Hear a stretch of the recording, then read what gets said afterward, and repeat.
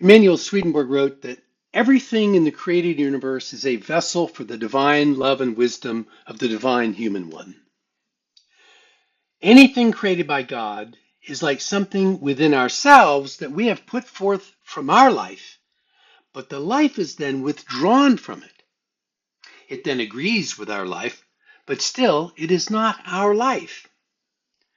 In support of this, angels say that they are in God and that God is in them, and yet they have in their being no trace of God that is actually God. So that's our opening teaching. And as I was preparing this narrative, I had moments of awe, even overwhelm, as it hit me that the divine love and wisdom is seeking to use me as an outlet for God's creativity. Now, the transformation we seek by using mindfulness skills is, in Swedenborg's terms, regeneration. Modern usage of this word is more often agricultural than spiritual, but the correspondence between natural and spiritual growth is a powerful message of hope and encouragement. We can come to know that our joy is not dependent on our meager abilities to produce it. For God's very life is in the seed of creativity that is planted in our soul. The divine life is always available to us. Our task then is to let go of reliance on merely natural skills and even our own ideas and seek an awareness of our spiritual mind and its consciousness produced by the inflow of God's life. The universe was created for the purpose of having an angelic heaven made up of members of the human race, and also for the purpose of having a church in the world, since the church gives the human race access to heaven.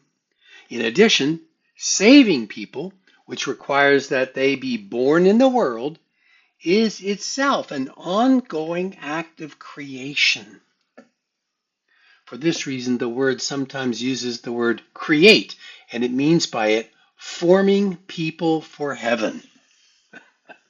So there is inherent in our experience of life a drive to be creative. It is always in tension with the need to accommodate to the environment, to fit in emotionally, culturally, and so forth. The resolution of that tension is neither to be arrogant or revolutionary, nor to withhold or be normal.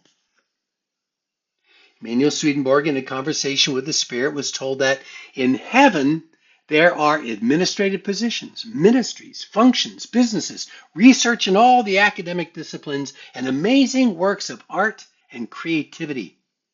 The Spirit said they thought that after death we would come into eternal rest from our labors. What are jobs if not forms of labor?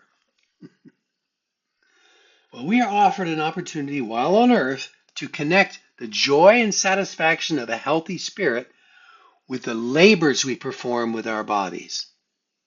Certainly, work can be exhausting. Sometimes it is a chore. It's a terrible experience when the work we are asked to do is actually pointless. Again, the resolution is not to complain and seek different work, for the pattern may simply continue. Rather, it is to develop and use mindfulness skills, the exercise of our spiritual life.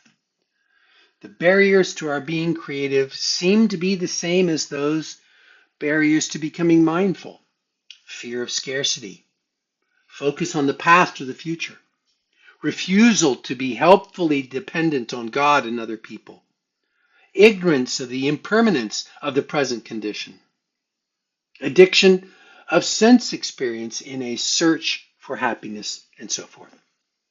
So here is another opportunity to practice mindfulness skills with immediately applicable results.